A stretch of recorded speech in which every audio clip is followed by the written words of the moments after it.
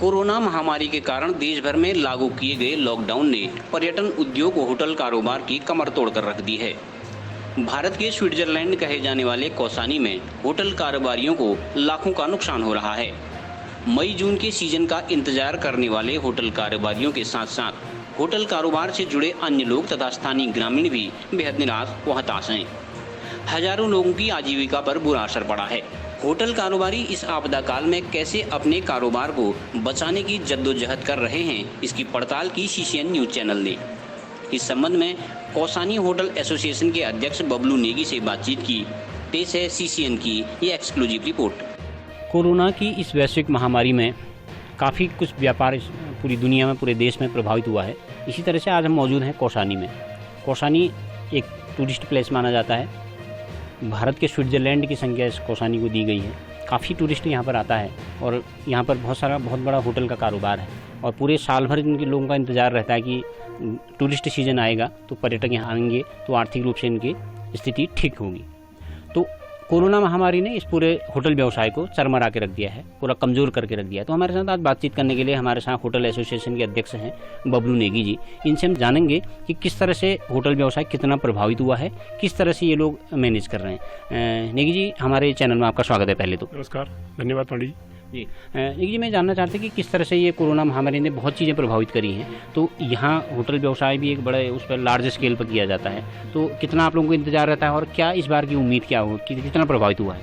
कौसानी सर्वप्रथम तो एक मिनी स्विट्जरलैंड के नाम से पूरे विश्व में और प्रदेश में, पूरे भारत में जाना जाता है। और कौसानी जो है, कौसानी को एक पर्यटन का हब भी कहा जाता है। कौसानी में मेन जो व्यवसाय है पर्यटन है, क्योंकि यहाँ के एक आम व्यापारी, छोटा दुकानदार या सारे लोग पर्यटन से जुड़े हैं।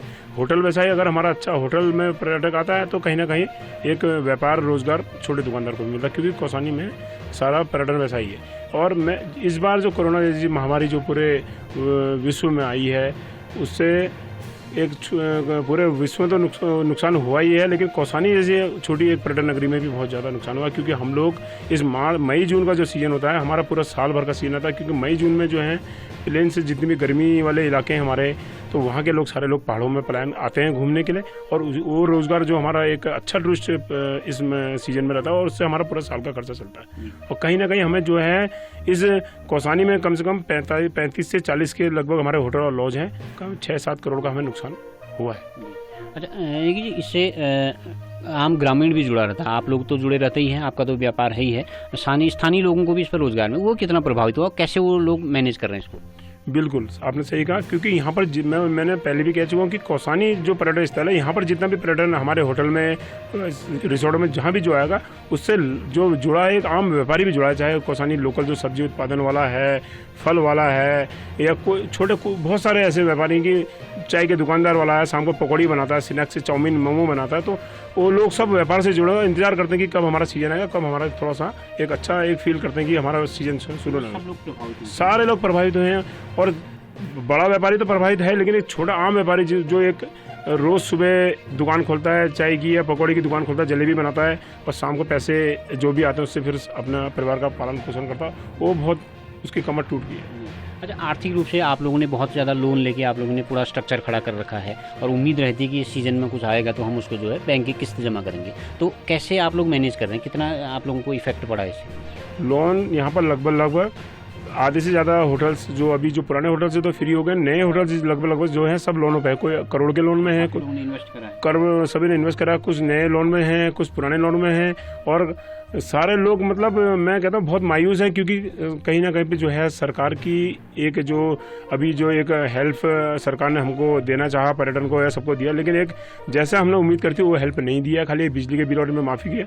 करोड़ों के लोन है, 20 लाख का लोन मेरा है, ऐसे कहीं के 80 लाख के 1 करोड़ के लोन वाले भी यहाँ पर व्यापारी लोग हैं। लेकिन उस हिसाब से लोगों ने बहुत मायूसी है सरकार से। अभी भी हम उम्मीद करते हैं कि थोड़ा सा हमारे लोनों में थोड़ा सा हमें कुछ 3-4 महीने की कटौती करी जाए। इन्होंने कटौती नहीं करी, इन्होंने कहा कि 3 महीने आपको अभी समय आगे दे दिया जाए, रोक दिया जाए, लेकिन हमें तो आगे 3 महीने बाद भरना ही पड़ेगा, और 3 महीने का लोड हमें ऑलरेडी और बढ़ जाएगा। हमें जैसे हम 3 महीने अभी लोन नहीं जमा करेंगे तो अगले 6 महीने हमारे पास हो जाएंगे। हम चाहते हैं सरकार से कि हमें 3 महीने का माफ़ करा जाए, ये हमारी मांग है। अच्छा नेगी जी, ये जो कुछ शादी के सीज़न में भी कुछ पार्टियां होती थी, कुछ बर्थडे पार्टियां, कुछ शादी के फंक्शन होते थे, उससे भी निकल जाता था, तो वो भी बंद हुई, वो भी एक किस्म से दोहरी मार आपके ऊपर पड़ी है। बिल्कुल बिल्कुल। यहाँ पर देखिए बैंकेट हॉल है, यहाँ पर राजनीतिक दलों के अच्छे एक कॉन्फ्रेंस होती थी, उससे फ़ायदा होता था होटल वालों का। और आपके हमारे जो LIC बैंक वालों के कॉन्फ्रेंस होते थे, बाहर के लोग बहुत आते थे इस सीज़न में कि कॉन्फ्रेंस करनी है कौसानी से, कौसानी में रहने का भी हो जाता था और एक कॉन्फ्रेंस भी होती थी, उससे भी कहीं ना कहीं आमदनी होती थी। और शादियों का सीज़न यहाँ पर बैंकेट हॉल से हैं, होटलों में भी शादी होती है, तो सारे लोग प्रभावित हुआ, सभी को नुकसान हुआ इससे। और तो होटल व्यवसायी, टेंट व्यवसायी और आपका बैंकेट हॉल वाले सबको कहीं ना कहीं नुकसान हुआ कि शादी भी बंद हो गई, कुछ नहीं है अभी। तो अब आगे के लिए आखिरी सवाल आपसे, तो अब आगे के लिए क्या उम्मीद है, क्या लग रहा है आपको कि भविष्य कैसा है? अब भविष्य, हम तो पहले तो मैं भगवान से प्रार्थना करना चाहता हूँ कि पूरे देश के लोग सकुशल रहें, सब लोग रहें, शांति व्यवस्था बनी रहे और सब लोग कुशल रहें जितने भी हैं, चाहे महामारी से निजात मिले, जल्दी से जल्दी हमारा देश कोरोना मुक्त हो, हमारा राज्य कोरोना मुक्त हो। देखिए हम लोग जिंदा हैं तो आगे हम लोग फिर खड़े होंगे दोबारा। संघर्षी जीवन है, ये कहा गया संघर्षी जीवन। हम लोग सही रहेंगे तो संघर्ष फिर करके फिर हम लोग अपने को इस्टेब्लिश करेंगे, अपने को मजबूत करेंगे। लेकिन थोड़ा सा कहीं ना कहीं पर थोड़ा सा एक मायूसी तो है कि हम लोग आर्थिक मंदी, आर्थिक कमी की उससे हम लोग कहीं ना कहीं हमें दुख भी होता है। लेकिन फिर भी हम अपने में स्वस्थ हैं और प्रसन्न भी हैं कि हम लोग सब जो हैं प्रसन्न हैं, स्वस्थ हैं कि सब सही है। और आगे के लिए फिर हम 2021 में, जब तक हमारा नया वर्ष आएगा, मुझे लगता है 2021 में हम लोग सही से हम लोग को खड़ा कर पाएंगे। तब के लिए हम लोग मेंटली भी तैयार रहेंगे और अपने को फिर इस्टेब्लिश करेंगे। धन्यवाद नेगी जी, हमसे बातचीत करने के बहुत बहुत धन्यवाद। तो आप थे हमारे साथ होटल एसोसिएशन के अध्यक्ष बबलू नेगी, जिन्होंने बहुत सुंदर बात कही।